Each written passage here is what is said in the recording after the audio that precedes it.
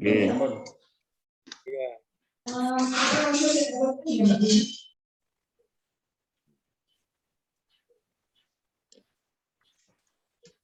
Kita foto dulu nggih. Kita foto riyen lah. Ngomong sik do ganteng-ganteng. Monggo silakan. Ya Mas Asep monggo yang foto. Saya yang foto, Pak. Biasanya Pak Falik. Saya enggak. Biasanya Bu Dewi yang. Monggo foto. Dulu.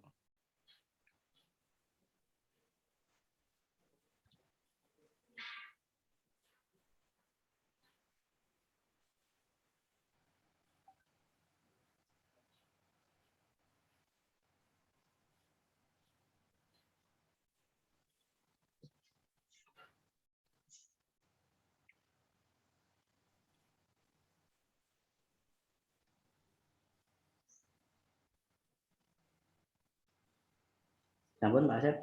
Sampun, Pak. Nggih. Monggo Pak Kiai dimulai. Ini sekedap nih saya cari materinya nih saya dulu. Share dulu nggih.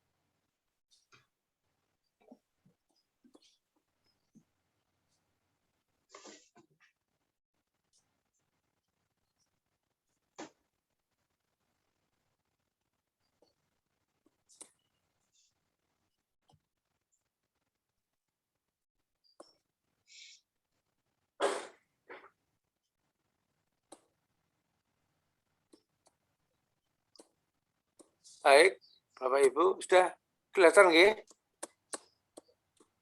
Kelihatan, Pak. Nggih, Pak. Tinggal, Pak. Ampun, Pak. Oke, nggih, matur nuwun. Baik, sebelumnya mohon maaf karena hambatan teknis ya. Teknis apa Bapak Ibu? Teh manis. Sudah ada yang ngopi belum? Sudah ada yang sarapan belum?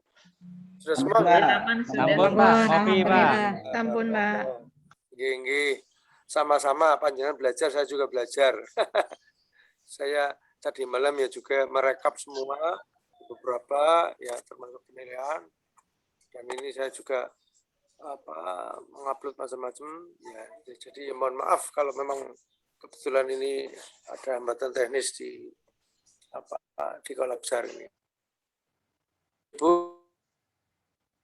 publik ya, sebelum ke pelayanan publik secara utuh, kita kenalkan dulu mengenai konsep-konsep dasar pelayanan publik.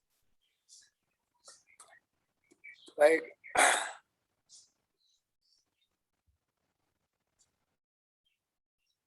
Kok nggak mau? Baik, kita awali dulu ya. Baik, kita awali dulu dengan bacaan basmalah. Bismillahirrahmanirrahim. Bismillahirrahmanirrahim. Baik,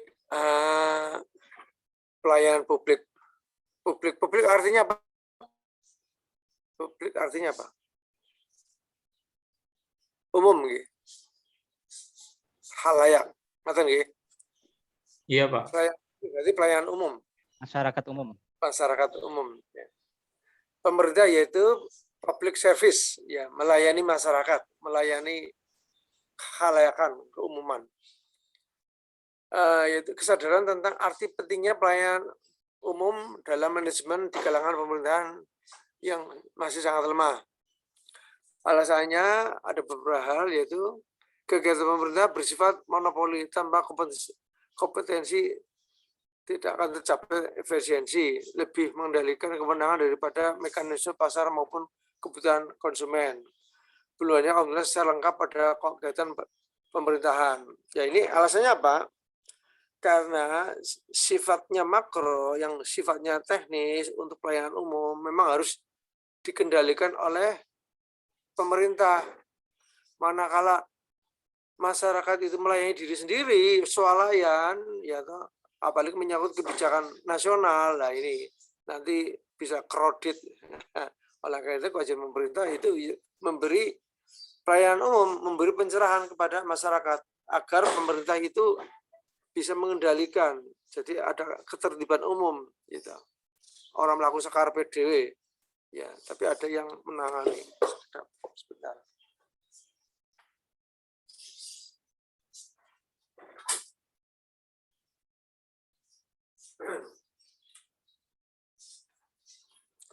Baik, kemudian masyarakat ya dituntut untuk berpartisipasi ya dalam pelayanan umum dan dituntut kesadarannya dalam pelayanan umum agar bisa aman, tertib, dan mendukung kebijakan pemerintah. Harapannya agar dalam sistem pemerintahan ini berjalan dengan aman, tertib, dan teratur. Ya. Kemudian diharapkan ya pemerintah juga perhatian ya kepada masyarakat karena sifatnya layanan umum, jadi semua hajat ruang banyak itu ditanggung oleh pemerintah, gitu, dijamin oleh undang-undang, gitu. Jadi, termasuk anak miskin, anak terlantar dipelihara oleh negara itu dijamin dalam undang-undang. Bumi dan kekayaan itu milik pemerintah ya untuk kesejahteraan umum lah ini. Jadi kalau memang gampangan apa tidak dimonopoli, nanti tata pemerintahan kita ambiar itu. Nah ini arti pentingnya fungsi dari pelayanan publik. Nah, pengertian hakikat pelayanan publik. Pelayanan merupakan suatu usaha untuk mempertimbangkan kepuasan pelanggan ya. Pelayanan publik, ya publik apa publik? Tulisannya publik, ini bahasa Inggris public ya, public service ya.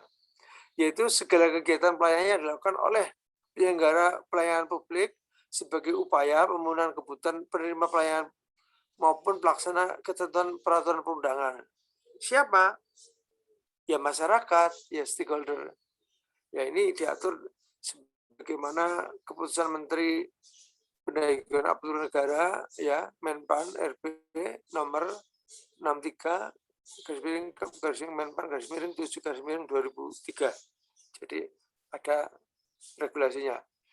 Kemudian hakikat pelayanan yaitu melayani masyarakat baik sebagai kewajiban maupun sebagai kehormatan yang merupakan dasar bagi terbentuknya masyarakat yang manusiawi. Ya, ini menurut Cotswold 1993. Ya. Pelayanan publik pada hakikatnya pemberian pelayanan prima kepada masyarakat yang merupakan kewajiban aparatur negara sebagai abdi masyarakat. Abdi mah manut abah wae ya. Jadi manut pemerintah ya dalam penyelenggaraan negara ya tentunya pemerintah yang bersih dan berwibawa, yang tertib, sing bener. Nah, pemerintah kacau ya kita mikir-mikir ya.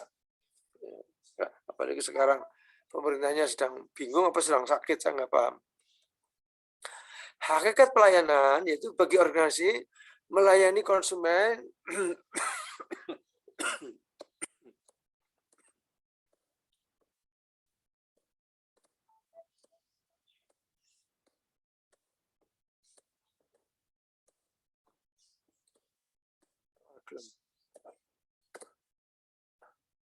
apa itu tadi? Bagi organisasi melayani konsumen merupakan ya moment of truth ya kepercayaan dari masyarakat agar kita dalam memanage bisa menunjukkan kewibawaan ya kredibilitas dan tingkat kepentingannya untuk pelayanan masyarakat di abad 21 abad penyelenggara ya prinsip close to customers yaitu pelayanan untuk umum itu lebih dikedepankan. Karena apa? Hakikatnya sebagai abdi pemerintah, ya abdi masyarakat, ya ASN, ya, kita itu melayani masyarakat, melayani umum agar kebutuhan masyarakat itu dapat terpenuhi dan akhirnya kewajiban masyarakat juga dapat berlangsung sehingga ada timbal balik, ya.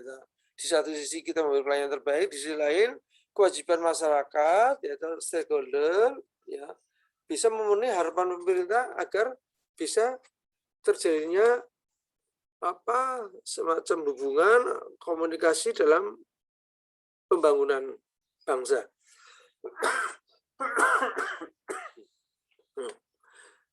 Semakin maju sebuah negara akan semakin banyak masyarakatnya yang bekerja di sektor jasa. Perlu diketahui, ya kalau di Indonesia memang mengharapkan, menginginkan orang ingin mengabdi di pemerintah dan mungkin menjadi primadona atau ikon, gitu. Tapi sejalan dengan sistem pemerintahan dalam suatu negara, bangsa, semakin maju, biasanya orang cenderung tidak mau bekerja di pemerintah. Ya, ini terjadi di negara maju. Contohnya di Amerika, di Eropa. Gitu. Karena apa? Ternyata sektor publik itu menjanjikan dan mereka lebih leluasa dan pengembangan karir itu lebih tinggi. Sedangkan di pemerintah sebetulnya ada sektor tertentu, bahkan mungkin sebagian besar sangat terbatas. Di negara maju itu cenderung ingin bekerja mandiri, ingin bekerja di sektor real, di swasta. Mereka bisa mengeksplor, ya, seluruh potensi dirinya, bisa dikembangkan dan ditingkatkan, bahkan menghasilkan yang lebih baik, lebih tinggi daripada kita bekerja di pemerintah. Pertanyaannya, kalau di negara Indonesia, kayak negara berkembang, itu memang ketergantungan masyarakat kepada pemerintah itu sangat lebih tinggi. Karena apa? Karena mungkin peranata sosial atau instrumen kehidupan berkebangsaan itu masih belum match, ya, sehingga harapannya masih kepada sektor real, ya, di dalam pelayanan publik ini, yaitu pemerintah. Ya, contohnya kemarin saya contohkan, ya, di angkatan bersenjata, ya. Kalau di negara maju itu yang namanya orang untuk menjadi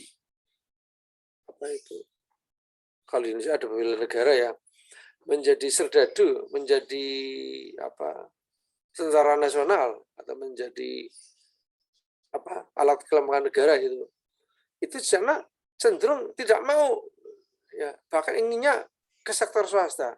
Tapi sebaliknya di Indonesia cenderung berbondong-bondong ingin masuk ke ABRI, padahal peluangnya sangat sedikit karena memang formasinya kecil.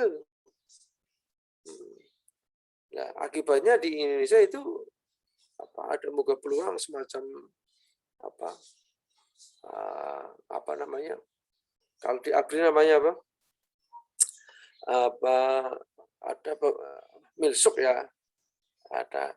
Atau kalau di barat atau di negara maju itu wajib militer.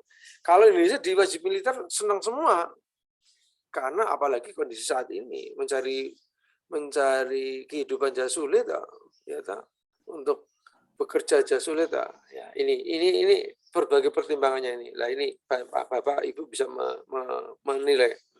Jadi di pelayanan umum yaitu pemberian jasa baik yang diberikan oleh pemerintah, swasta atas nama pemerintah atau swasta dengan atau tanpa pembayaran guna memenuhi kebutuhan dan kebutuhan masyarakat. Jadi memang di negara berkembang, ya, ketergantungan tinggi kepada pemerintah karena dianggap pemerintah itu masih bisa memberi pelayanan atau memberi harapan kepada masyarakat.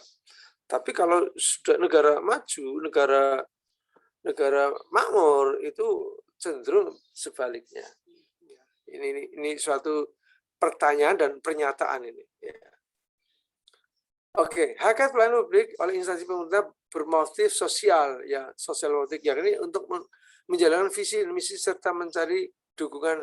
Nah ini suara ini biasanya didukung oleh berbagai pihak, ya.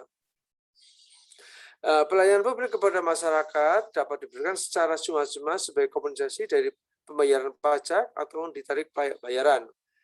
Tarif pelayanan publik oleh pemerintah ditetapkan berdasarkan harga produksi atau tarif yang paling terjangkau, ya tax holiday, ya ada pajak-pajak.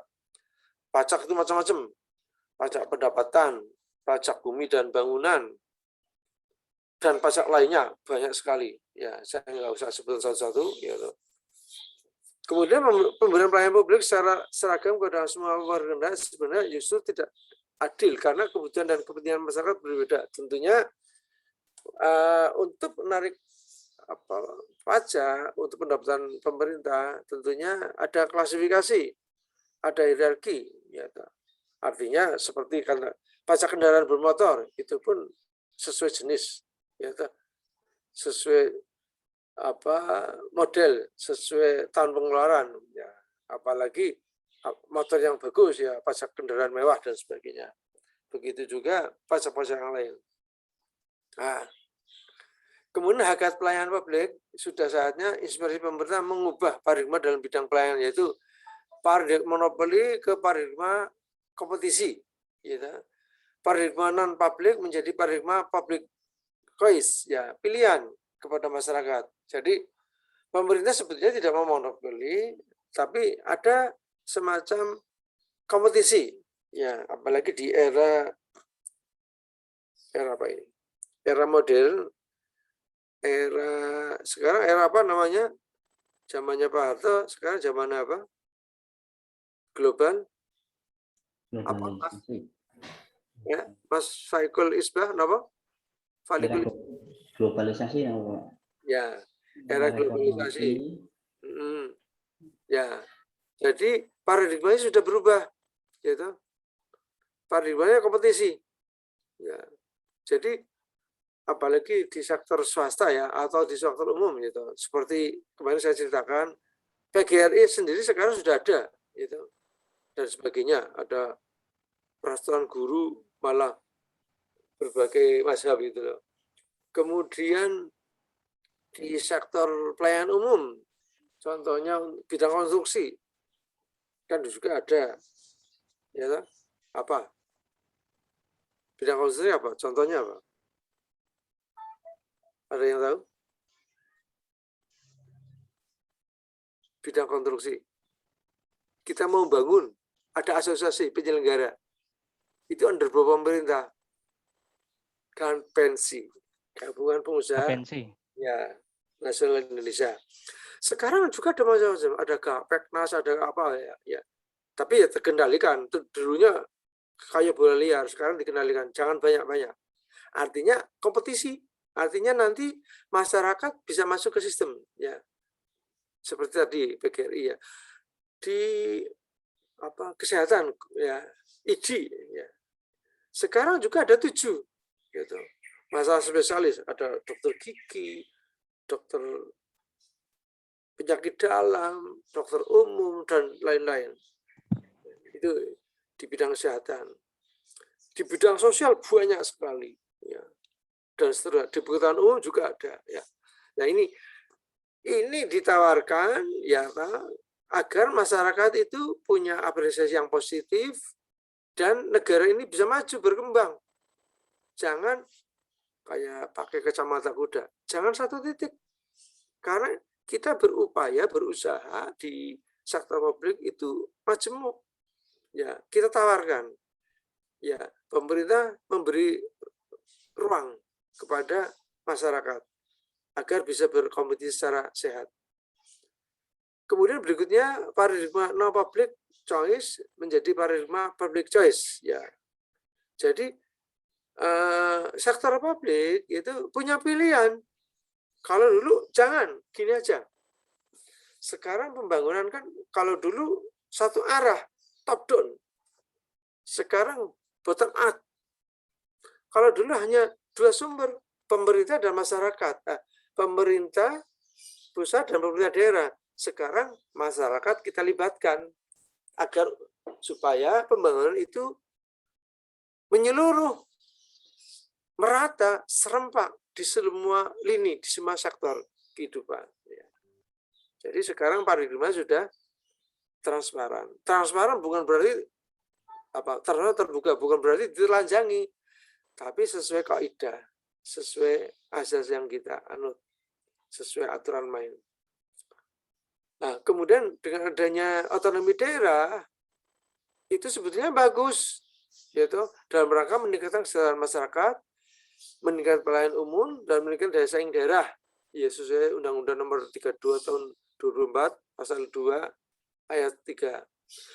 Tapi di balik itu pemerintah menggelontorkan otonomi daerah, bahkan ada efeknya, efek sivilnya, yaitu timbullah raja-raja kecil, ya.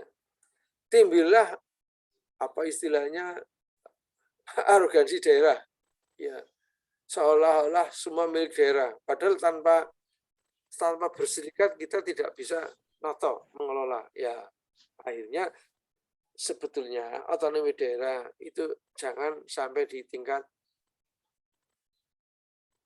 apa istilahnya provinsi, cukup di tingkat kabupaten kota. Tapi kemarin sudah kadung digelontorkan, jadi ya artinya biar kabupaten kota di Indonesia itu punya warna, punya nanti pemerintah daerah, ya provinsi itu mengatur, ya meregulasi, menata dan seterusnya agar daerah itu bisa dikendalikan, ya. Tidak lepas tangan, tidak muncul atau bekerja atau mengelola sore-sore sepanai dewe gitu loh. Ini. Jadi ada sisi baiknya, ada sisi jeleknya. Jadi otonomi daerah memang sebetulnya harus ditinjau ulang. Ya, ini yang sangat kecewa itu dulu penggagasnya itu yaitu Dirjen Otonomi Daerah, akhirnya jadi Mendagri. Ada yang tahu siapa namanya? Penggagas otonomi daerah? Rias Rasyid. Itu sangat kecewa, tidak sesuai dengan konsep yang dia sampaikan, lontarkan ke publik, ke masyarakat, ke pemerintah, ke presiden. Ya, akibatnya ya mestinya ya bisa direvisi lah, undang-undang aja bisa di amandemen, apalagi aturan main ya yang kita sempurnakan untuk diterapkan pada masyarakat. Oke, paradigma pelayanan, paradigma lama yaitu CEO, manajemen, karyawan, kemudian diterapkan kepada kepada pelanggan, gitu.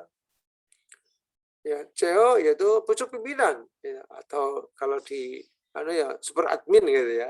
Kemudian manajemen, tata kelolanya, ya, ada direktur atau dirjen apalah setingkat dengan itu, yaitu kemudian pelaksana atau karyawan. Kemudian dijabarkan, diimplementasikan pada pelayan, kepada masyarakat. Ini paradigma lama. Kemudian paradigma baru, yaitu itu dari pelanggan, dari masyarakat, dari bawah, ya, terus didiskusikan ke pucuk pimpinan. Ya, jadi paradigmanya terbalik, gitu. Ya, jadi kurvanya darinya ke atas, sekarang ke bawah. Jadi paradigma terbalik. Ya, oke. Kemudian kategori barang dan jasa. Barang jasa bersifat pribadi, private goods. Kemudian toll goods, kemudian common pool goods dan collective goods, gitu. Bersifat privat, ya, bersifat umum, bersifat kolektif, ya, bersifat jasa yang harus bisa yang bisa memenuhi kebutuhan masyarakat. Ya. Kemudian kebijakan pelayanan publik yaitu pelayanan administratif. Dalam pelayanan administratif yaitu pelayanan yang menghasilkan berbagai bentuk dokumen resmi yang dibutuhkan oleh pihak masyarakat. Sedangkan pelayanan barang yaitu pelayanan yang menghasilkan berbagai bentuk atau jenis barang yang digunakan oleh masyarakat. Pelayanan jasa yaitu pelayanan yang menghasilkan berbagai jasa yang dibutuhkan oleh pihak publik. Banyak. Ya. Pelayanan jasa apa contohnya? Apa contohnya, Mas Samsudin? Jasa, kalau pelayanan jasa ya banyak sekali Pak.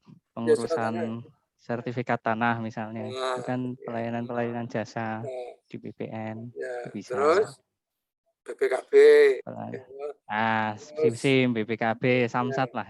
Ya, pajak bumi bangunan. Pak, macam-macam, banyak sekali. PBB. Perizinan dan sebagainya. Kemudian pelayanan regulasi. Yeah. Pelayanan regulasi itu pelayanan menegakkan hukum dan peraturan perundangan maupun kebijakan publik yang mengatur sendiri-sendiri kehidupan masyarakat. Ini mana ini?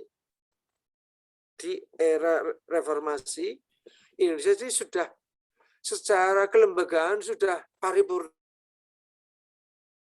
Dulu ada hanya DPR, MPR, BPK, ya toh. Nah, terus ada pengadilan, ada kepolisian, mengenai asas politika dalam tata pemerintahan sudah. Sekarang ada kebutuhan lagi, ada Mahkamah Konstitusi, ada Komisi Ombudsman, ada KPK, ada apa lagi, Mas Samsudin? KPK, Kejaksaan. Itu di luar itu. Di luar itu. Ada KPK, ada Ombudsman, ada Komisi Yudisial. Ya. Ya, itu sebetulnya untuk menjembatani kekurangan pemerintah dalam pelayanan publik. Ya, ini sudah sempurna. Ya. Jadi kalau secara kelembagaan mungkin ada yang dirugikan anggota masyarakat dalam memimpin suatu organisasi kelembagaan, kita bisa mengadu kepada Komisi Yudisial karena dianggap atau merasa organisasinya dirugikan atau tidak ada keadilan atau ada intervensi organisasi lain yang mengatakan bahwa organisasi itu jelek lah. Ini pentingnya untuk menyeluruskan ya ini. Jadi sebetulnya itu sudah bisa ditangani oleh lembaga peradilan atau kejaksaan gitu atau kepolisian, tapi ternyata belum optimal. Ya, itulah dibentuk itu. Kemudian untuk menangani kejahatan, untuk menangani manipulasi, untuk menangani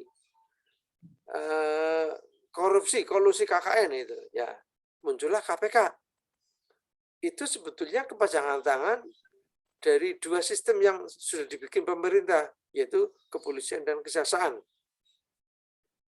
Endingnya agar pemerintahan bersih dan berbahaya terwujud. Nyatanya harapannya belum sampai ke situ, bahkan blunder. Bahkan sekarang diuji nih KPK ini benar-benar dibutuhkan apa enggak, apa dibubarkan gitu ya. Ini kenyataannya gitu. Karena sekarang masyarakat cerdas. Ya. Prinsip-prinsip pelayanan publik yaitu yang diawali dari yang sederhana. Perlu ada kesederhanaan. Kemudian kejelasan. Kejelasan peran, kejelasan aturan, kejelasan pelaksanaan kegiatan, gitu. Kemudian kepastian waktu. Ya, kapan waktunya dibutuhkan, kapan waktunya diselesaikan misalnya dalam pelayanan publik. Kapan bisa mencapai kesepakatan, ya ini. Kemudian akurasi.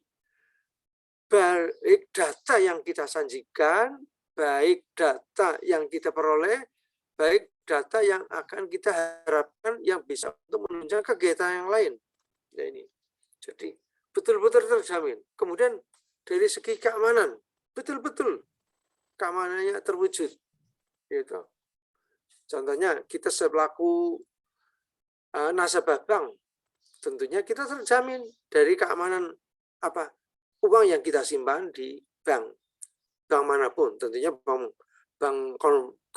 pemerintah, termasuk bank swasta nasional, bank konvensional yang ditunjuk oleh pemerintah, ya. Artinya bank-bank pemerintah pun ya disami sebagai pembina, bank-bank swasta juga dapat memberi arahan, bimbingan kepada bank swasta nasional manakala ada sesuatu yang kurang pas dalam sistem perbankan. Gitu. Bank nasional, bank pemerintah, yaitu Bank BN, contohnya Bank BRI, yaitu Bank Mandiri, Bank BTN, bank apa lagi? Apalagi Mas Hasan? Syariah Mandiri, BPN Bank Daerah, Pak. Nah, BPD, ya ini. Bank milik BPD, Ya, BPD Bank seluruh di Indonesia. daerah, Pak, Ya. provinsi. Ya, jadi bank-bank itu sebagai apa istilahnya? Garda terdepan untuk memimpin bank-bank swasta nasional lainnya, ya itu bank pemerintah. Sekarang ada BSI gitu ya, tetap di bawah pemerintah. Gitu. Kemudian kelengkapan sarana prasarana, yaitu dalam pelayanan publik, yaitu yang merupakan suatu kelengkapan, yaitu pemerintah menyediakan. Contohnya fasilitas umum, lapangan parkir, lapangan olahraga seperti stadion, yaitu lapangan terbuka, yaitu apalagi apa ruang-ruang publik lainnya, baik di desa maupun di kota, ya ini agar apa? Masyarakat bisa menikmati apa yang telah disediakan oleh ruang publik oleh pemerintah. Kemudian akses sarana jalan, transportasi, baik darat, laut, udara, maupun di sungai-sungai itu. Kalau sungai tertata rapi, kalau di pedalaman di Kalimantan itu sarana transportasi itu pakainya sungai. Nah di situ biasanya dibangun pelabuhan atau dermaga-dermaga di sekitarnya, mungkin antar kecamatan atau antar kabupaten, di Kalimantan, di Sulawesi, di Papua itu. Ya, kemudian bandara udara, kemudian terminal, dan seterusnya. Kemudian berikutnya yaitu dalam prinsip pelayanan publik yaitu adanya kejujuran, kesopanan, keramahan. Ya, ini dalam rangka apa? Asas keseimbangan, asas kenyamanan dalam hidup, agar kita hidupnya aman, tentram, dipelihara oleh negara, dijamin oleh negara, kita hidup nyaman, di alam merdeka ini, tidak khawatir, ada suatu daerah, ada yang orang rumahnya Jepara, ada enggak di grup ini, ada enggak? Ada, Mas Hasan? Kudus, Pak. Oh, Kudus. Mas Hasan Samsudin aslinya Kudus ya? Aslinya Temanggung, Pak. Tinggalnya di Kudus. Yang asli daerah Jepara ada enggak? Demak apa Kudus? Kudus, Pak. Bu Ida. Bu Ida mana? Saya Kendal, Pak. Kendal. Ya, Bu Ida mana? Kendal. Kendal, Pak. Iya. Yang Jepara mana? Kayaknya nggak ada, Pak. Kudus, Pak. Nggak ada. Oke. Di antara kelompok ini, grup ini, siapa yang pernah ke Karimun Jawa? Belum ada ya? Belum pernah, Pak. Di Karimun Jawa, kalau saya katakan surganya Indonesia itu di sana. Surganya dunia mungkin. Kok gitu? Di sana rumah dibuka 24 jam, aman. Ya, kalau nggak percaya, coba ke sana, piknik ya. Dari Semarang bisa naik kapal laut, dari Tanjung Mas sampai ke sana biasanya seminggu 2 kali, Senin sama Kamis apa Rebo itu. Gitu. Naik kapal feri itu sekitar 500 sampai 600 itu. Nanti di sana pakai paket aja. Paket mungkin 1 juta berapa itu, diniati piknik gitu aja. Itu hanya durasi 3 hari gitu. Kok 3 hari? Karena perjalanannya setengah hari itu di sana, 1,5 hari, selebihnya pulang. Jadi paket singkat, short time. Nah, di sana itu kehidupannya bagus. Ya walaupun kepulauan ya, kita Nusantara ya. Terus hampir dikata tidak ada pencuri, maling. Ya berarti kan surga toh. Terus ekonominya bagus, stabil, tata pemerintahnya bagus walaupun setingkat kecamatan. Dan yang lebih unik lagi itu rumah terbuka. Kita punya kendaraan, kuncinya masih di gantol ya, cemandal lah kendaraan, baik motor maupun mobil, itu aman. Tadinya saya nggak percaya. Saya secara tidak langsung saya ngamat-amati, terus akhirnya Pak Nafi mau apa? Saya ingin jalan-jalan. Saya ngerti Pak Nafi ingin survei mungkin ya. Iya, pengen lihat-lihat. Pengen tahu ya bahwa sini kehidupannya itu aman, terkendali, lancar. Ayo jalan-jalan. Saya diajak malah ke pasar tradisional. Belum ke supermarket. Di sana nggak ada supermarket ya, toko lah. Ternyata di pasar kendaraan roda 2 roda 4 kuncinya masih di situ. Tidak ada yang nyuri. Hebat. Ini luar biasa. Ya, seandainya di bumi kita, di Jawa lah, di Jawa Tengah utamanya itu, atau di Jogja gitu loh. Kayak gitu, itu hidupnya betul-betul layak. Ya, aman ya, aman terkendali. Jadi kita ada rasa aman. Ternyata yang dukung rakyat. Ada pertanyaan, karena pulau tuh Pak, lari kemana? Nah, justru di sana itu jadi go internasional, minimal go Indonesia, ya, go Republik itu loh. Itu tamunya dari Kalimantan, dari Sumatera, dari Borneo, dari Papua, dari Timur Tengah apa Bali, ada di situ menumpuk, dan mereka bisa membangun suatu daerah itu ya materialnya dari berbagai pulau itu, biasanya dari antar pulau itu mampir ke situ ngedrop apa, katakanlah semen, ngedrop apa, mungkin bahan bangunan, ngedrop apa, keramik dan sebagainya itu loh, itu untuk segi bangunan dan seterusnya. Wah, ternyata hebat juga. Nah, ini Bapak Ibu mungkin ya, jadi di Indonesia juga ada surga-surga. Ya, kemarin saya cerita di mana? Di Raja Ampat ya tuh. Ya. Saya katakan Indonesia itu kaya raya, tapi tidak paham anak cucu kita. Sebetulnya kita kaya, tapi nggak paham bahwa mbah saya itu sugih banget. Tapi anaknya kok miskin, terlantar, bahkan meminta-minta, bahkan orang kopen lah ini. Berarti ada apanya ini? Salah urus ya ini Indonesia. Dan, ya berarti harus bisa memanage. Ya Bapak Ibu lah, saya bisa ngomong gini, saya punya data dan fakta. Ya. Artinya di institusi pemerintah, institusi ini kan ya harusnya bisa dibuktikan secara empiris ya, ada. Gitu. Saya kemarin di Papua gini, ada videonya ada, kalau yang membutuhkan saya siap. Karena saya tidak mau ibaratnya obrolan info data manakala tidak dibutuhkan, kan berarti orang tidak perlu tahu, apa memang belum butuh, apa memang tidak mau tahu, ya ini 3 karakter itu.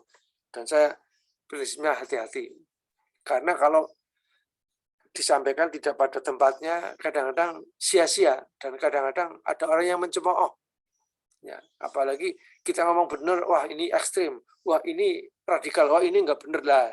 Lebih baik dia maunya apa, kita ikuti, kita turuti. Baik, kita selesaikan. Kualitas pelayanan publik. Prosedur pelayanan publik itu prosedur pelayanan yang dilakukan oleh pemberi dan penerima pelayanan termasuk pengaduan. Nah ini, kan ada komisi ombudsman, yaitu pengaduan masyarakat tentang pelayanan publik di tengah masyarakat. Nah, waktu penyelesaian yaitu sejak saat pengajuan, yaitu pemohon sampai dengan penyelesaian pelayanan termasuk pengaduan. Nah ini, ya seperti Anda seorang ASN apabila terkena masalah, ya toh, panjenengan diputuskan, panjenengan langsung dipecat, nggak boleh, nggak bisa. Pegawai negeri punya kekebalan diplomatik ya orang mau duta besar tok, ya aman. Ada jeda waktunya antara 1 minggu sampai 2 minggu. Jadi nanti panjenengan bisa mengadu ke tingkat eselon 1, sekjen setidaknya. Ya, nanti ada pengaduan, setelah dikaji, diterima, dipahami, wah ini nggak benar, wah itu kurang benar Pak, memang ada sedikit lah. Ini berarti panjenengan memang rada ceroboh, memang rada ora cetha, radikal dan seterusnya. Tapi kalau memang tidak sama sekali, wah, berarti ada fitnah. Berarti penjatuhan sanksi itu salah sasaran. Ya ini. Kemudian biaya pelayanan dalam hal ini biaya atau tarif termasuk rincian yang ditetapkan dalam proses pemberian layanan. Ya, tentunya macam-macam. Contohnya tadi ngurus sertifikat, ngurus pajak kendaraan, ngurus pajak pajak rumah atau ngurus pajak keramaian, mungkin tontonan, hiburan, dan pajak-pajak yang lain. Kemudian produk pelayanan yaitu hasil yang akan diterima sesuai dengan ketentuan yang telah ditetapkan. Ya, sesuai wujudnya, bentuknya apa. Kemudian saran dan prasarana harus disediakan secara memadai oleh penyelenggara pelayanan publik. Nah ini, tadi pemerintah memungut pajak itu bukan untuk kekayaan pemerintah, dikembalikan lagi untuk masyarakat. Contohnya untuk sarana jalan, untuk pasar, untuk bendungan, ya, dan lain-lain. Mestinya Indonesia Sugih satu daya listrik mestinya disediakan pemerintah dan gratis. Tapi saat sama detik ini belum. Tidak atau belum saya nggak tahu. Kalau di negara Arab Saudi itu bebas. Itu Indonesia belum. Bahkan di Uni Emirat Arab seorang lahir itu ditanggung oleh negara. Kalau dulu satu, sekarang dua anak. Dan orang mau menikah ditanggung oleh negara. Dan anak lahir terus belajar ditanggung oleh negara sampai menyelesaikan, sampai mau menyelesaikan apa? S1, S2, 3. Bahkan bekerja juga ditanggung oleh negara. Pertanyaannya, di Indonesia kok enggak? Mungkin belum. Sebetulnya kaya raya, tapi mungkin belum bisa mengakomodir atau belum bisa mengelola. Gitu. Saya nggak paham kapan, tapi sebetulnya Indonesia kaya raya, tapi masih, apalagi sekarang masih belepotan karena pandemi sangsaya mumet. Ya ini, mudah-mudahan bisa, karena Indonesia itu termasuk epicentrum dalam masa perayaan budaya dari zaman es, zaman batu, sampai zaman modern ini. Ya, Indonesia mestinya harus bisa mengemas. Ini sampai jam berapa, Mas Arif Afandi? Jam itu, Mas? 10, Pak. 30. Setengah 10, gitu? Iya, Pak. Oke. 10. Saya khawatir lebih. Gitu. Kalau lebih nggak apa-apa. Kalau saya sampai sore juga siap. Cuma nanti disemprit oleh panitia, ya biasanya. Nanti sore lagi, Pak. Ada lagi. Nanti sore apa? Ini, Pak. Coaching Coaching ya. agenda 1, 2, 3. Oke. Itu bareng-bareng. Oh, coaching ya per kelompok berarti ya. Iya. Oke, ya. Baik. Setengah 4. Setengah 4. Nah, ini jadwalnya ganti-ganti ya, juga berurutan. Nah, setelah ini kan saya ngajar di kelompok lain, di kelompok ini 5 ya, di kelompok 7 ya. Setelah ini rampung. Langsung nyambung. Nyambung nanti sore. Nah, sampai sore berarti saya duduk terus ini. Sambil jalan-jalan mau Pak Kiai. Ya, mestinya gitu ya. Iya, jadi ini tadi malam saya buka sampai jam 2, wah kok kredit pagi habis subuh, loh kok masih tidak bersahabat. Apa kuwi 500 layanan tidak terpenuhi, apa namanya? Gitu loh. Nah, saya bingung. Saya tinggal ke belakang, setelah lagi sudah ada SMS. Sudah Pak, sudah. Saya coba kok nggak bisa. Lah ini apa ya? Apa memang sinyalnya, apa mungkin saya banyak dosanya ya? Kan sesuai amal perbuatan loh. Enggak ada hubungannya sama dosa, Pak. Sinyal lelet ya lelet aja, enggak ada hubungan sama dosa. Itu kayaknya perlu di-refresh sama reload aja, nanti insya Allah lancar. Saya tadi sudah di-refresh. Oh, saya setiap buka laptop, saya refresh minimal 3 kali.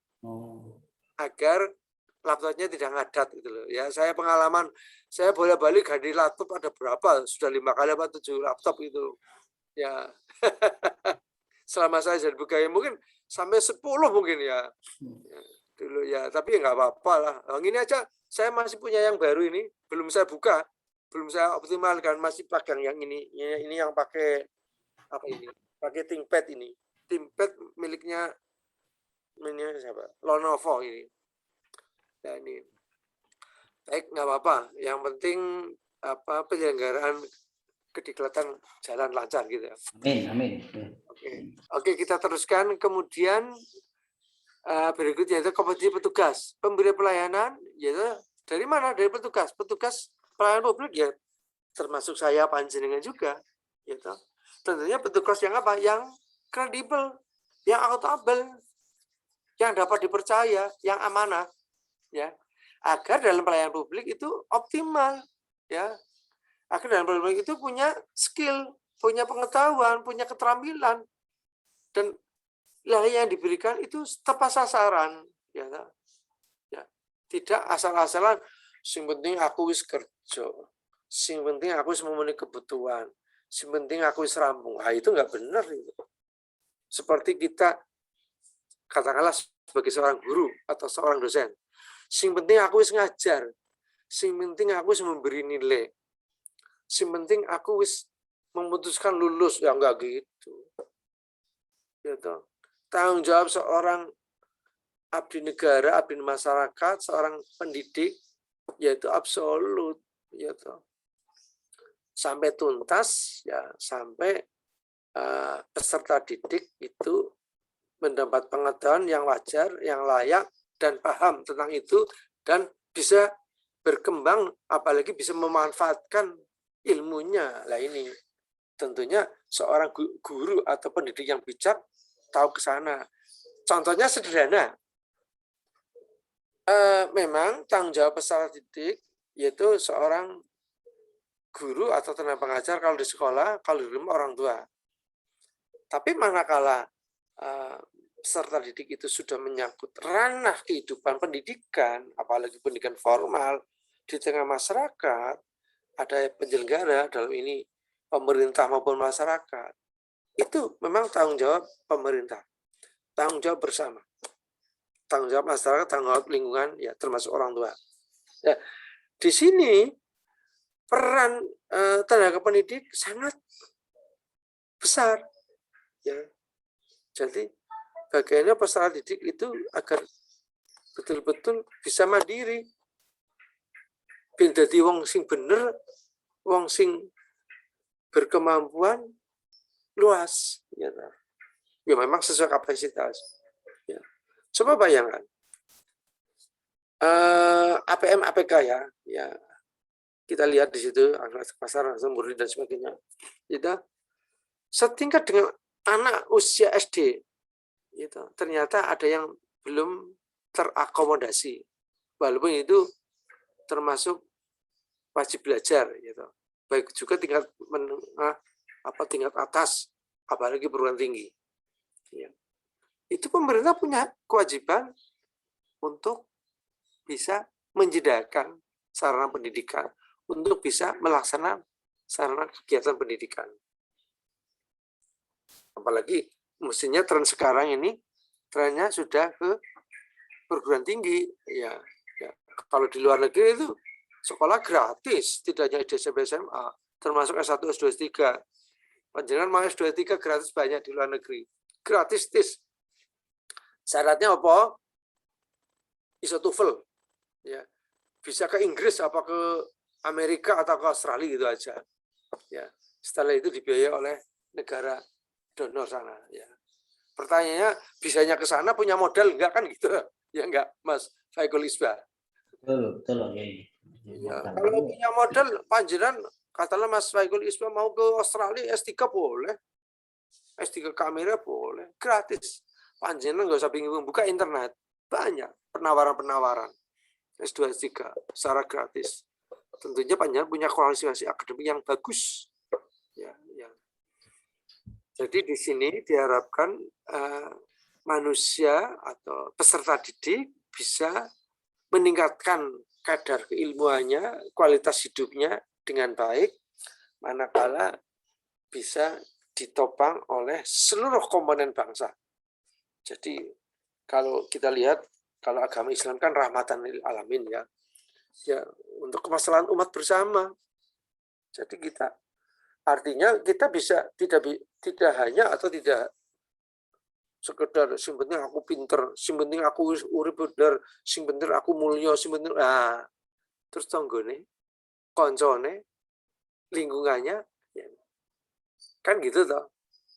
Ya, mestinya nek pengen murga mlebu surga ya bareng-bareng orang sendiri kan. Ya enggak? Kayak kita jamaah di masjid ya. Kan mengajak supaya warga jamaah masjid mlebu surga kabeh, mau nang akhirat ketemu meneh koncone kan gitu ya. Kalau mikir dewe-dewe ya seperti kita beramal kan gitu toh. Amal jariah kan mestinya yang bisa dinikmati bersama oleh seluruh komponen masyarakat. Ya, penting sepenting aku beramal, sepenting aku itu masih urusan pribadi sendiri. Baik, karakteristik organisasi pelayanan prima. Ya. Jadi dalam pelayanan publik itu yang diharapkan adalah pelayanan prima. Apa sih pelayanan prima? Pelayanan prima itu pelayanan yang terbaik untuk masyarakat. Apa yang telah diberikan, apa yang telah disampaikan, dijajakan dari kita kepada mereka. Gitu. Agar mereka bisa menikmati hasilnya, agar mereka bisa merasakan. Gitu. Gitu. Setiap anggota atau pegawai memahami tujuan organisasi dan mengerti peranan masing-masing dalam proses operasional organisasi. Kemudian menghargai keberadaan setiap orang dalam organisasi dan memberi kesempatan dan dorongan untuk mengembangkan potensi diri masing-masing. Fokus utama yaitu dalam melayani masyarakat, kliennya, gitu. Kayak pelayanan spesialisasi atau dokter atau apa gitu. Kemudian kerjasama dan tim menjadi budaya kerja sehari-hari. Ya, kita kan manusia apa? Bukan nomaden, tapi apa? Manusia heterogen yang saling berinteraksi dalam kehidupan sosial. Kemudian para pemimpin atau pejabat sebelumnya terlibat dalam program dan inisiatif peningkatan kualitas pelayanan. Jadi di sini ibaratnya organisasi. Ada anggota, ada pimpinan, ya, ada pimpinan, ada bawahan, ada staf, ya, ada masyarakat. Nah ini saling asuh, saling mendukung, saling ngopeni, saling handar beni, ya, saling membina, ya, sesuai tahapnya masing-masing. Kemudian berorientasi kepada perbaikan riset secara berkelanjutan. Jadi, bayangkan kalau masyarakat ini teratur, aman, makmur, terkendali, panjenengan Indonesia itu seperti surga dunia. Wong sudah diberi kelebihannya saja tidak paham kok. Gitu. Kalau jenengan diberi kekayaan tapi bingung. Jadi Indonesia itu orangnya diberi kekayaan, diberi kemurahan hati, tapi bingung. Tapi orang Eropa itu orang lahir langsung sugih, jedek langsung sugih. Tapi sudah diatur oleh sistemnya. Makanya orang sana, kemarin saya cerita, ya, begitu lulus sarjana, ya penempatan, terus menjadi pegawai, langsung diarahkan, terus masuk. Ya, itu bekerja, ya, sudah linknya ada. Ya, tadi saya cerita di mana nih? Di Abu Dhabi, Qatar gitu. Itu sudah malah dijamin oleh negara.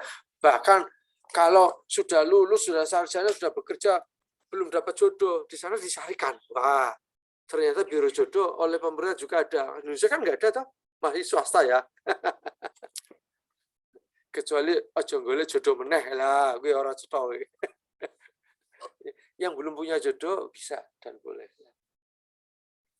Jadi kesemuanya itu agar kehidupannya bagus, yaitu kehidupannya terjamin, terkontrol, ya toh. Jadi kita itu mapan, siap, given, ya.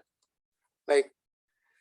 Kemudian kendala pengembangan pelayanan prima yaitu kurangnya komitmen dari aparatur pelayanan publik, yaitu dari pelayanan, kurangnya pemahaman tentang manajemen kualitas, ketidakmampuan merubah kultur atau perilaku di tengah masyarakat. Kemudian kurang akuratnya perencanaan kualitas. Nah, ini menjadi kendala apabila panjenengan mempola merumuskan program atau kegiatan asal-asalan. Kemudian kurang efektifnya program pengembangan SDM. Ya, mungkin perlu dikaji ulang, mungkin perlu dievaluasi. Kemudian sistem atau struktur kelembagaan tidak kondusif.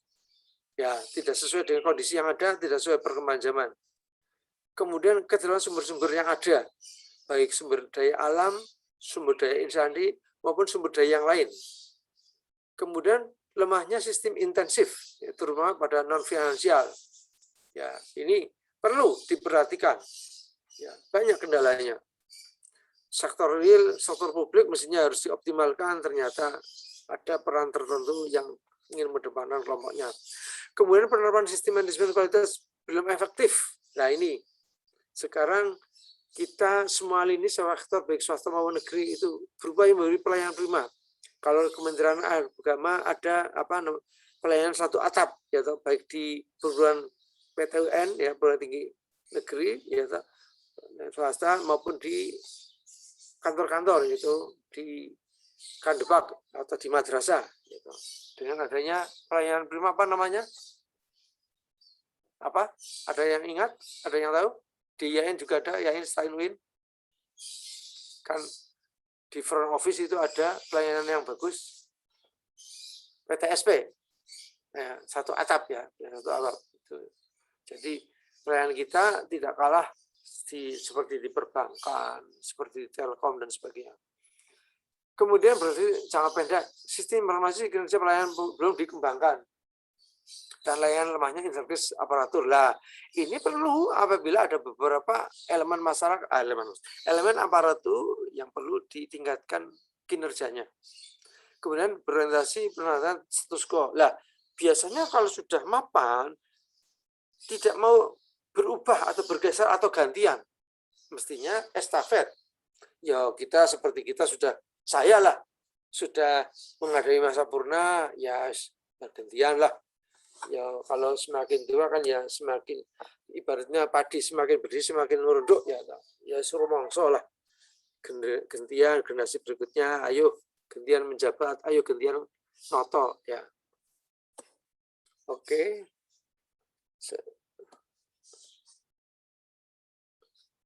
Oh ini dan seterusnya ini banyak sekali. Wah ini masih ada lagi kurang berapa menit ini? Saya punya PPT ada 2 apa 3, mungkin yang lain ya. Mungkin saya satu lagi PPT ya. Ini berhenti dulu ya. Nggak apa-apa ini, Mas Samsudin ini. Aku jam 11. Oke, Pak. Kurang 5 Setengah menit lagi ya. 5 menit lagi. Nggak apa-apa, nanti satu lagi ini. Sebentar.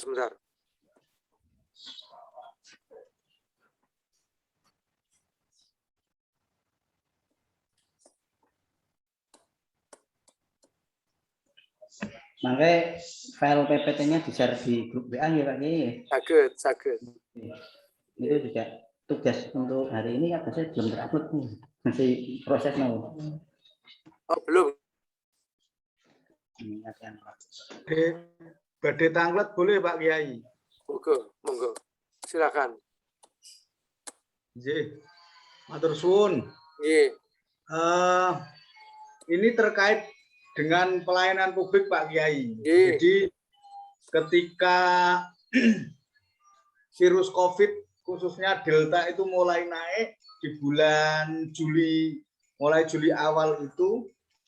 Jadi dari pemerintah itu kan ada kebijakan setiap akan melakukan ijab kabul atau akad nikah itu harus dilampiri berbagai macam surat. Salah satunya adalah surat swab yang hasilnya negatif. Nah, terus kemudian ketika hasil swabnya itu positif, maka pernikahan ditunda. Nah, itu kan ketentuan dari pemerintah. Nah, bola liarnya itu ada di kami, Pak, sebagai penghulu. Jadi di satu sisi kita itu ingin mengikuti pemerintah, di satu sisi kita juga ingin memberikan pelayanan prima kepada masyarakat, khususnya terkait dengan pernikahan.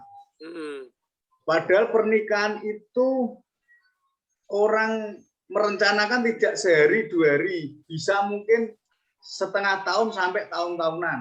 Iya. Kalau misalkan hasil swabnya itu positif, padahal nikah harus tetap dilaksanakan, itu kita juga dilema, Pak. Di satu sisi ya kita karena ngikut pemerintah, di satu sisi yang lain kita juga butuh keamanan dan sebagainya. Nah, yang mau saya tanyakan, ketika ada kondisi yang seperti itu, bagaimana sikap kita agar pelayanan itu tetap harus prima? Seperti itu, Pak. Terima kasih. Baik, terima kasih Mas Suprapto Teguh Prasetyo. Di mana ngasannya? Saya di KUA Warung Pring Pemalang, Pak. Oh, Warung Pring. Asli mana? Temanggung ya? Saya aslinya Boyolali. Oh, Boyolali. Mana? Banyudono. Oh, Banyudono. Ya. Jadi itu memang regulasi pemerintah. Sebetulnya pemerintah membuat regulasi itu prinsipnya kehati-hatian. Secara nasional, secara makro, apalagi internasional, memang wabah COVID pandemi ini sangat menghantui masyarakat. Akibatnya mengganggu sistem layanan publik, ya, layanan pemerintah. Nah, di satu sisi kita harus menerapkan protokol COVID, ya, agar apa? Agar tidak menjalar, agar tidak mewabah, agar tidak meluas sampai ke seluruh lapisan masyarakat. Di sisi yang lain, kita kadang-kadang terkendala oleh aturan yang ditetapkan pemerintah, sehingga tadi betul, Mas, ya, kita kadang-kadang tidak bisa apa-apa. Nah, itu kenyataan.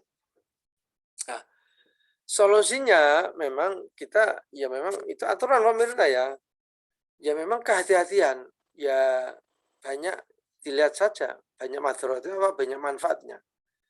Ternyata itu banyak manfaatnya yang kita ambil, ya kita ikuti. Walaupun lambat, pelan, tapi kita aman, tapi kita selamat. Inginnya cepat-cepat, tapi malah membuyarkan masyarakat atau membuat situasi keruh, bahkan terjadi peningkatan COVID di mana-mana.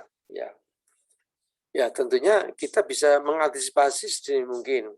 Ya, memang protokol yang ditetapkan oleh pemerintah, yaitu intinya prinsip kehati-hatian. Namun demikian, ya menurut saya mungkin ya ini ya mungkin panjenengan bisa berjaga-jaga. Ya cobalah swabnya itu, ya saya nggak paham ini. Kalau sistem pelayanan memang begitu, kalau memang panjenengan punya kehendak lain, atau mungkin prinsip solidaritas, toleransi, barangkali swabnya itu kurang pas, ya silakan. Ternyata panjenengan tes di tempat lain, dicoba ternyata negatif. Kurang yakin, negatif lah, panjenengan bisa. Itu tunjukkan data yang terakhir. Insya Allah pemenuhan kebutuhan dari konsumen, dari Jatim itu bisa terpenuhi.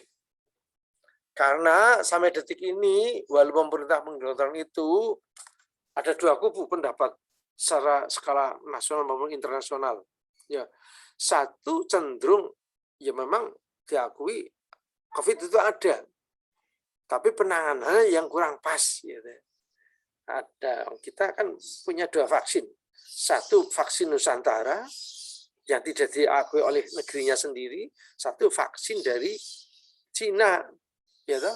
Vaksin apa namanya? Apa Mas Asep? Vaksin Sinovac, Pak. Sinovac, ya. Padahal kalau kita ke luar negeri, ke Eropa, ke Amerika, itu vaksinnya lain. Vaksin Johnson dan sebagainya.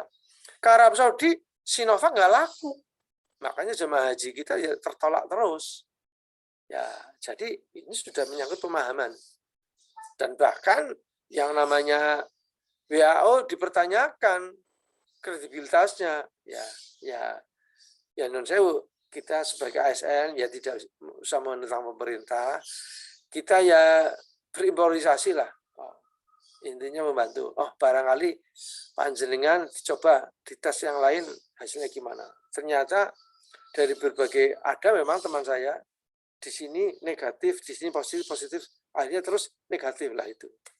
Itu bisa. Bukan berarti melegalkan, tapi mungkin jalan tengah yang bisa diambil. Ya, saya kira begitu, nggih. Ya monggo lah. Saya kalau ngomong dikira ekstremis, diciduk, malah jadi tertuduh atau tersangka, Mas. Ya monggo, ini mazhabnya mana? Mau mazhab Syafi'i, Hambali, apa Imam Khomeini? Ya, kalau mazhab Nafi'i beda lagi, Nafi'uddin ya. Oke, saya kira ini waktunya sudah habis ya. Saya kira begitu ya. Kita nggak berani meneruskan. Setelah ini nanti jam berapa, Mas Asep? Pukul 15.30, Pak. Bener ya, nggak ada perubahan ya? Sementara tidak ada, Pak. Ya, karena tadi ada dua versi, ada yang 9.30, ada yang 8%. Saya bingung. Ini tinggi loh, pengumuman sing diugemi ndi lah. Ya semoga lah aku manut wae. Saya kira begitu. Ini waktunya tidak nyampe. Ya kalau materi banyak, yang akan saya sampaikan juga banyak, tapi karena keterbatasan waktu ya kita manut saja dalam sistem ini. Saya kira begitu, nggih. Ada pertanyaan lagi? Cukup? Mbak Ida Aulia Rohmah, cukup? Cukup, Pak. Saya cukup, nggih. Tadi sudah foto, nggih? Ampun, Maaf.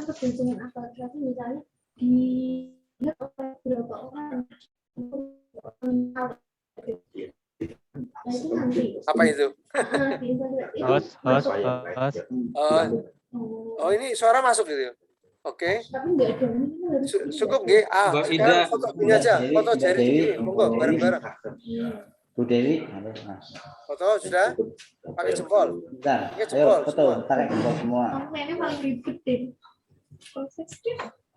Nah, pakai jempol. Oke. 1, 2, 3. 1, 2, 3. Sip. Oke. Oh, ada yang jempolnya hilang. Lagi.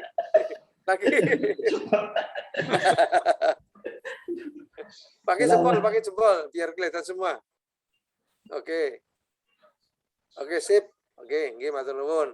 Nanti Mas siapa ya? Mas Asep ya? Nggih, Mas Nanti Asep. dimasukkan ke mana WA itu materi ini ya. Iya, Pak. Ya. Terus nanti tugas sudah masuk belum? Saya sudah ya? Sudah dibuka Belum, tadi? Pak. Tugas hari ini Cek belum belum, Pak. ada, Pak. Saya cek tadi Belum, belum. Pak. Oh, belum. Ya nanti saya cek ulang. Tadi saya mau hambatannya tadi hang itu loh. Pagi-pagi subuh itu habis subuh kok nggak bisa lah. Itu hambatan teknis. Barangkali niku Pak Kiai, barangkali nanti di pelajarnya belum bisa diupload, bisa dikirim ke grup WA dulu nanti kan. Oke, Pak. Oke, siap, nggak masalah. Siap. Nggih, ngaten nggih. Oke, nanti jam berapa tadi? Jam 15 15.30, Pak. sampai siap, 17. sampai jam berapa? 5 ya? Nggih. Nggih. Tadi nanti bimbingan ya. Coaching ya nanti ya. Kucing. Oke, Pak. Ya, Pak. Iya, Pak. Ya. Nggih, matur nuwun. Nuwun. Saya pamit dulu nggih, matur nuwun. Assalamualaikum warahmatullahi wabarakatuh. Ampun nggih. Waalaikumsalam Waalaikumsalam warahmatullahi Wabarakatuh. Sudah Mas Rifai sampun. Mas Rifai. Nggih, nuwun Pak. Nggih. Nggih, Mas Hairul nggih. Nggih. Nggih, Bismillah. nggih, Nanti Mas Rifai jam berapa Mas Rifai sore? Nanti jam 3:30, Pak. 3:30 nggih. Nggih, 15:30. Enggak mundur nggih. Enggak masih Mboten. mundur enggak ya? Nggih, masih sesuai jadwal. Nggih. Nggih. Karena Kesuwun. di kelompok lain rubah-rubah loh. Mestinya rubah-rubah itu harusnya koordinasi dengan kelompok lain. Ben ora kredit tabrakan gitu loh. Nggih, karena mungkin bebarengan Pak seperti Pak Solihin mungkin ada ngajar di PDWK juga Pak. Betul, saya memahami. Tapi akibatnya kelompok lain juga ya tabrakan gitu loh. Itu jadi harus diatur khusus itu loh. Saya nggak paham tidak ada meeting khusus itu loh. Ya, semoga lah. Ya, untuk sementara untuk kita yang kelas 5 ini belum ada informasi untuk perubahan dari PIC. Mungkin tidak ada perubahan, Pak. Nggih. Nggih, matur nuwun nggih Mas Rifai nggih. Sami Pak Nggih, Nafi. pamit saja nggih, matur nuwun izin live. Assalamualaikum warahmatullahi wabarakatuh. Waalaikumsalam. Mas Muna. Jadi aku nanti off